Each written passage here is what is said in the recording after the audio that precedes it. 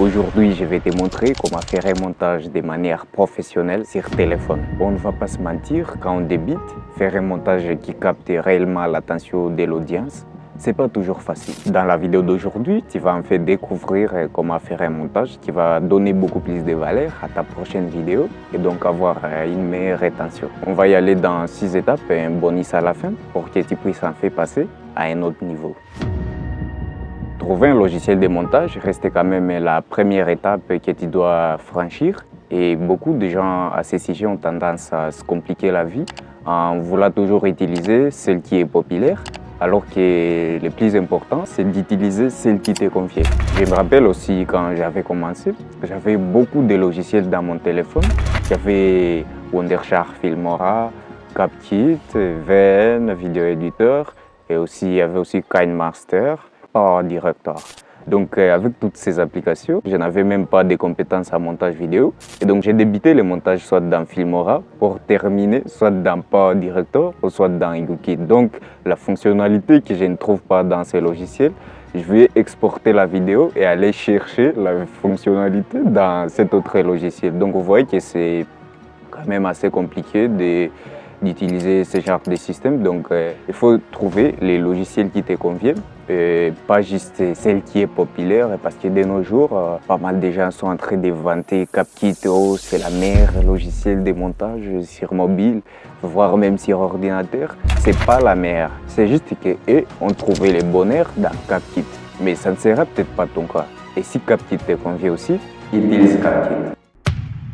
Ok, maintenant que tu auras déjà défini quel sera ton logiciel de montage, tu vas maintenant passer à l'étape suivante qui sera de chercher à comprendre les bases du logiciel.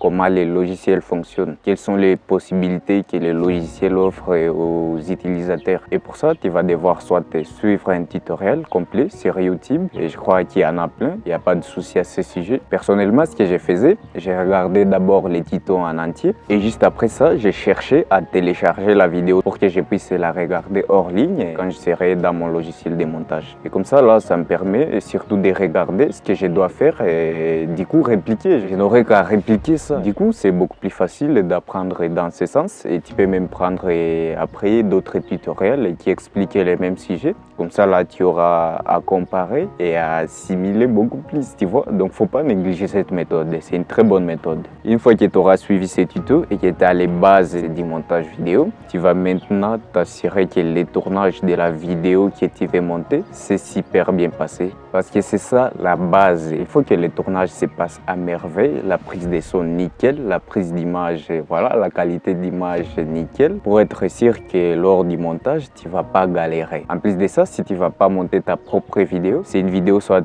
pour un client, il va falloir qu'il t'explique d'abord de quoi parle sa vidéo, pourvu que tu puisses monter et que tu aies une idée sur ce que la vidéo parle. C'est comme ça que tu vas t'en sortir facilement, parce que sinon, tu vas risquer de monter la vidéo à ta propre manière, selon ce que toi tu comprends. Et lorsque tu vas envoyer la vidéo au client, il ne va même pas comprendre de quoi parle sa propre. Maintenant que tu sais ce que la vidéo veut transmettre comme message, il est temps d'organiser tes fichiers dans la timeline qui est l'espace de travail. Et pour gagner beaucoup plus de temps sur ces points, ce que je te conseille, c'est de ne pas faire comme si tu étais sur un ordinateur. Il faut savoir que tu es sur un téléphone, un tout petit téléphone. Alors là, il va falloir que tu places juste la vidéo que tu veux monter et pas tous les fichiers que tu vas mettre dessus, pas des images d'illustration, non. Il faut que tu places d'abord les fichiers principaux qui est la vidéo que tu veux monter. En plus, si tu as enregistré les sons autrement, parce que je sais que c'est la manière qui est la plus répandue en ce moment, on enregistre les sons à part et l'image à part. Donc si tu as utilisé cette méthode, ce que je te conseille, c'est de rajouter aussi les fichiers audio par-dessus de la vidéo principale et de ne pas rajouter d'autres choses pour qu'il n'y ait pas de désordre dans la timeline. Et pour ça, je te fais un exemple d'illustration pour que tu comprennes mieux. Donc, direct sur la timeline. Tu vois que j'ai rajouté juste la vidéo que je vais monter et la musique, donc les sons par-dessus. Donc, j'ai rien rajouté par-dessus. Donc, les images d'illustration, je vais mettre juste après avoir fait le découpage. C'est à ce moment-là que je vais rajouter des images d'illustration et autre chose. Mais en ce moment, pour ne pas s'embrouiller, pour que je puisse me concentrer sur la vidéo et couper tout ce qui est silence et tout ça. Je vais d'abord laisser la timeline comme ça avec des fichiers, tu vois, des fichiers seulement pour qu'il y ait au moins une plus grande liberté, tu vois. On arrive maintenant à l'étape la plus importante, c'est celle qui prend beaucoup de temps. Et bien, c'est le découpage de ta vidéo, faire des bons cuts, pas des cuts amateurs. Et sur ce point, je vais te dire exactement ce que tu dois faire pour ne pas paraître amateur et passer à un autre niveau, tu vois, paraître pro. Quand tu fais des quêtes, je te conseille d'utiliser soit des écouteurs pour être attentif au son. Une chose que tu dois faire pour te démarquer des amateurs, c'est que tu dois tenir compte du débit des paroles et du souffle. Donc chaque coupure devra respirer. Il faut que j'illustre ça encore sur la timeline pour que tu comprennes mieux. Donc direction encore la timeline. Je prends cette vidéo comme exemple et si toi tu veux te démarquer, tu ne veux pas apparaître comme un amateur, tu veux passer à un autre niveau, tu veux paraître pro, ce que je te conseille de faire pour réaliser des bons cuts, tu vois, quand il commence à parler, tu vas analyser pour faire un cut professionnel. Déjà, tu auras des écouteurs dans tes oreilles, tu vas écouter à la fin du souffle, pas juste à la fin de la parole. Et là, tu fais un cut. Et si tu n'es pas habitué à ça, je te conseille de chercher l'option pré-découpage. C'est une option de rognage, donc tu vas devoir rogner la vidéo. Souvent, je l'utilise aussi, mais pas tout le temps.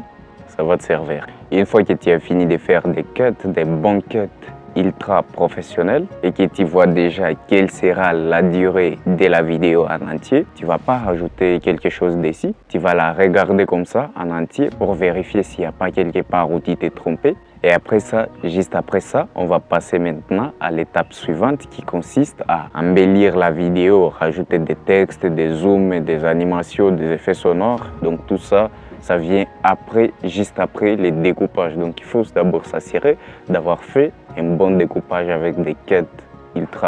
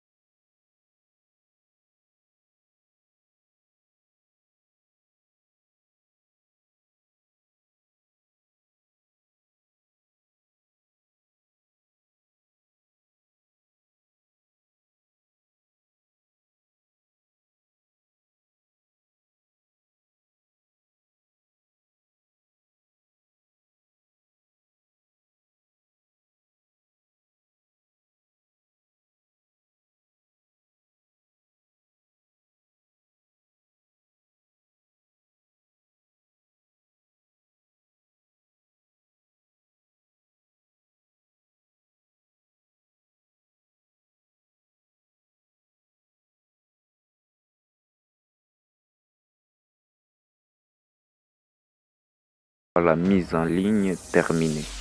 Voilà ce que ça donne. Tu vas en fait découvrir comment faire un montage qui va donner beaucoup plus de valeur à ta prochaine vidéo et donc avoir une meilleure rétention. On va y aller dans 6 étapes et un bonus à la fin pour que tu puisses en fait passer à un autre niveau. Une fois que tu auras maîtrisé toutes ces étapes, normalement, tu verras une grosse différence sur ta prochaine vidéo. En montage vidéo, comme dans toute autre activité, il y a sûrement des erreurs qu'on fait sans même s'en rendre compte. Et au final, on se retrouve avec des résultats médiocres. Et donc, la meilleure manière d'éviter toutes ces erreurs que font pas mal de monteurs amateurs, c'est de profiter de l'expérience de quelqu'un d'autre. Tout ce que tu es en train de faire, quelqu'un a déjà réussi à faire ça. Donc, clique sur la vidéo qui s'affiche quelque part à l'écran pour en savoir plus. Mets-moi un gros pouce bleu sur la vidéo. Abonne-toi pour ne pas rater la prochaine vidéo.